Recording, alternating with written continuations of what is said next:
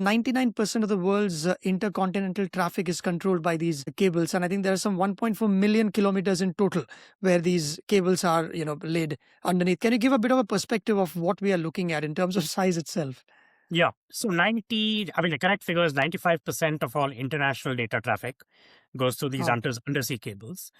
There are between 500 and 550 such cables. Some of them are, just a couple of dozen miles long. The others stretch from the UK all the way around to Portugal, around the coast of Africa, to the Middle East and to India. That's the longest one, called to Africa.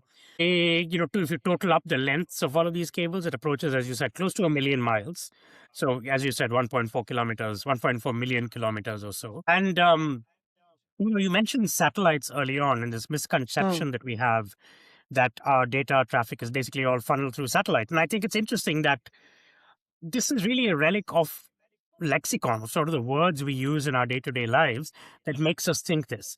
So, for example, we use Wi-Fi, which is wireless. We think of cellular phones and mobile telephony and so on and so forth, cloud computing, and everything seems sort of very abstracted and up in the air, intangible, immaterial. But the truth is that you couldn't fill Earth's orbit with enough satellites right now to cater to the volume of data that we consume collectively as a species. And it's not just video calls and recordings like this one. It's not just emails and WhatsApps, although it is that also, but it's everything. It's documents we store on the cloud, day trading, healthcare databases, security databases, every single thing. There's so many aspects of our lives these days that are heavily networked that we don't even realize it.